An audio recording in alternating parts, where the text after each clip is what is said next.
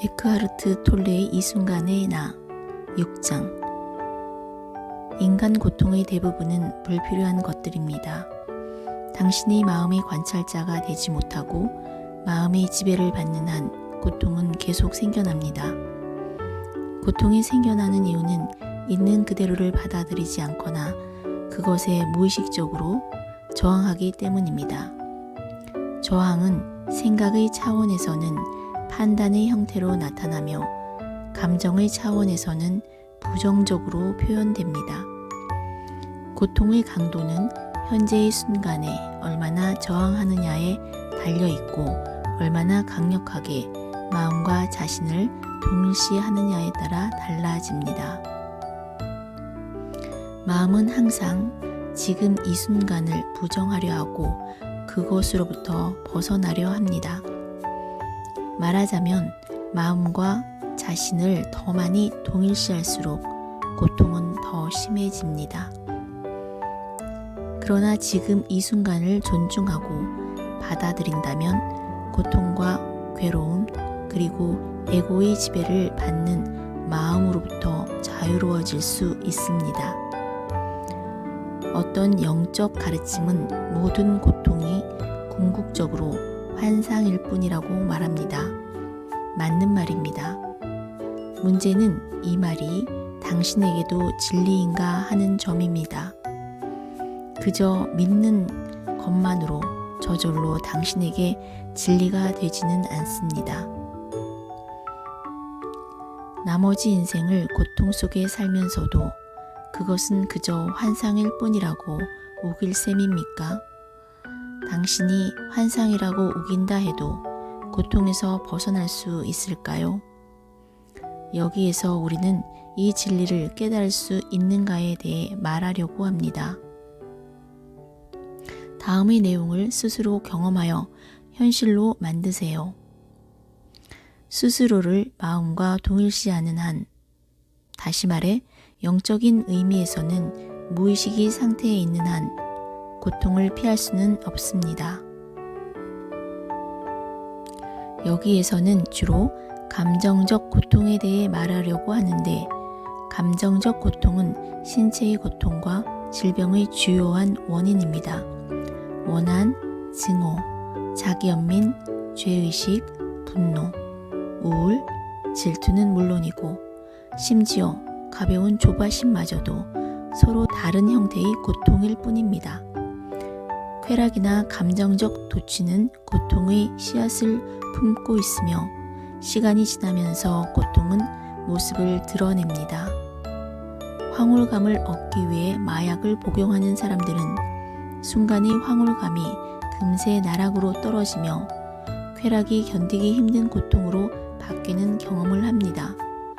또한 수많은 사람들이 쾌락에서 시작된 애정관계가 얼마나 순식간에 고통의 원인으로 변하는지 경험을 통해 잘 알고 있습니다. 한 차원 더 높은 곳에서 바라보면 부정과 긍정의 양극단은 동전의 양면과 같으며 두 가지 모두 마음과 동화된 에고의 의식 상태와 분리할 수 없는 근원적인 고통의 일부입니다. 고통에는 두 종류가 있습니다. 지금 이 순간 당신이 만들고 있는 고통, 그리고 여전히 당신의 마음과 몸 안에 생생히 살아있는 과거에서 비롯된 고통이 그것입니다.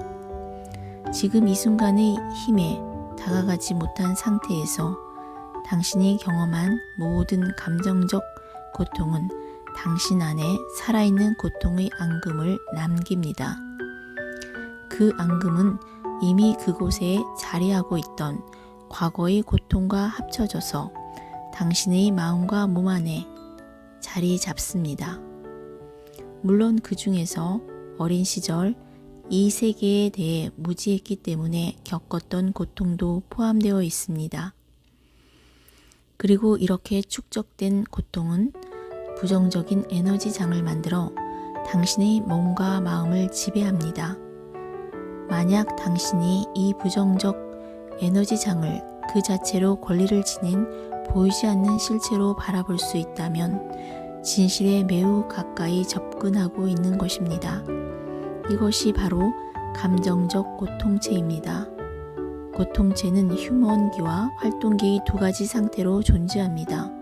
고통체는 시간의 90%는 휴먼 상태에 있을지 모릅니다. 하지만 불행한 상태에 처한 사람은 고통체가 100% 활동 상태에 있는 경우도 있습니다. 어떤 사람들은 인생의 거의 대부분을 고통체를 겪으며 살아가는 반면 어떤 사람들은 절친했던 이들이 과거의 어떤 상황으로부터 상실이나 버림받는 경험을 했을 때 혹은 신체적, 감정적으로 상처를 입은 경우처럼 특정한 경우에만 고통체를 경험합니다. 무엇이든 고통체를 촉발할 수 있습니다. 특히 과거의 고통 패턴을 상기시키는 경우에는 더욱 그렇습니다. 휴먼기에서 깨어날 준비가 된 상태에서는 문득 떠오르는 생각이나 가까운 누군가가 악의 없이 한 말에도 고통체는 활동 상태로 넘어갈 수 있습니다. 고통체는 당신이 그것을 직접 관찰하여 있는 그대로 보는 것을 원하지 않습니다. 당신이 고통체를 관찰하고 내면에서 그 에너지장을 느끼고 그것에 관심을 두는 순간 고통체와 동일화된 상태에서 벗어날 수 있습니다. 그리고 더 높은 차원의 의식이 들어옵니다. 저는 이것을 현존이라고 부릅니다. 현존의 상태에서 당신은 고통체를 목격하고 관찰하는 사람이 됩니다. 그러면 고통체는 당신인 척 가장하면서 당신을 이용할 수 없으며 당신을 통해 더 이상 에너지를 얻을 수도 없습니다. 그리고 비로소 당신은 내면의 강인함을 발견하게 됩니다.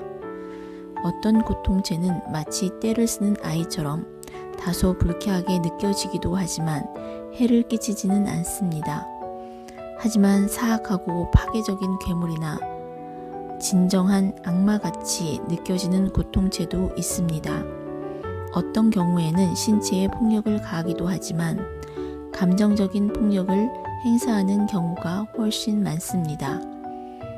어떤 것은 당신 주변이나 당신과 가까운 사람들을 공격하고 어떤 것은 당신을 공격하기도 합니다.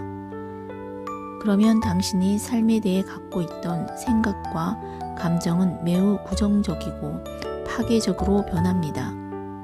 질병과 사고는 이런 상태에서 발생하곤 합니다.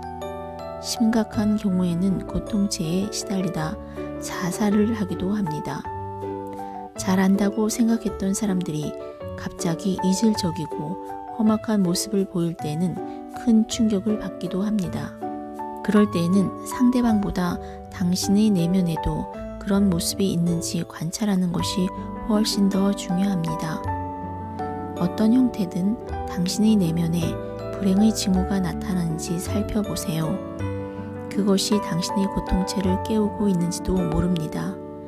고통체는 짜증, 조급함, 우울한 분위기나 상처, 화, 분노, 우울에 대한 갈망, 극적인 인간관계를 필요로 하는 것과 같은 형태로 잠재되어 있습니다. 고통체가 휴먼기에서 깨어나는 순간을 알아차려야 합니다. 존재하기 위해 애쓰는 모든 독립체와 마찬가지로 고통체도 살아남으려 안간힘을 씁니다. 그러나 고통체는 당신이 무의식적으로 그것과 동일시할 때만 살아남을 수 있습니다. 당신과 동일화되는 순간 고통체는 깨어나서 당신을 지배하고 당신이 되려 하고 당신을 통해 살아갑니다. 고통체는 당신을 통해서 생존에 필요한 양분을 얻습니다. 자신과 같은 종류의 에너지를 연상시키는 어떤 경험들, 가령 화, 파괴, 증오, 슬픔, 감정적 사건, 폭력, 심지어 질병의 모습으로 더 많은 고통을 만들어내는 것이라면 무엇이라도 그것들을 먹고 살아갑니다. 그래서 고통체가 당신을 지배하면 그것은 먹고 살기 위해 당신과 같은 주파수를 가진 상황을 당신의 인생에 만들어내려 합니다. 고통은 오로지 고통만을 먹고 살아갑니다. 고통은 기쁨을 먹고 살 수 없습니다. 고통은 기쁨을 소화할 수 없기 때문입니다. 일단 고통체가 당신을 지배하면 당신은 더 많은 고통을 원하게 됩니다.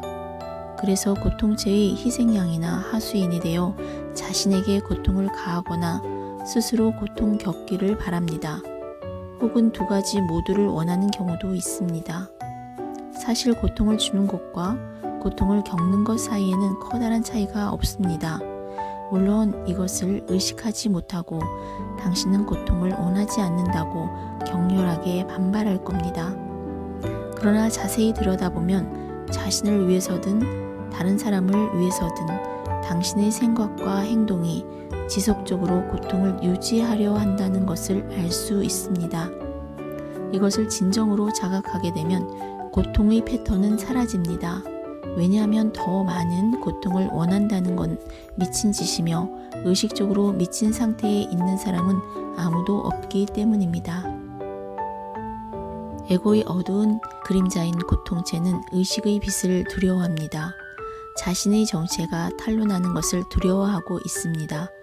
고통체는 당신의 무의식과 동일화될 때, 그리고 당신의 내면에 살아있는 고통과 마주하는 걸 무의식적으로 두려워할 때에만 살아남을 수 있습니다. 고통체를 마주하지 않고 고통에 의식의 빛을 비추지 않으면 고통체는 계속 살아날 수밖에 없습니다. 고통체가 바라보는 것조차 두려운 위험한 괴물처럼 느껴질지도 모릅니다. 그러나 장담하건대 그것은 현존의 힘에 대항할 수조차 없는 공허한 유령에 불과합니다. 당신은 관찰자가 되어 고통체와 동일한 상태에서 벗어나려 할 때에도 고통체는 지속적으로 활동하려 할 것이고 어떤 속임수를 써서라도 당신과 동일화되려 할 겁니다.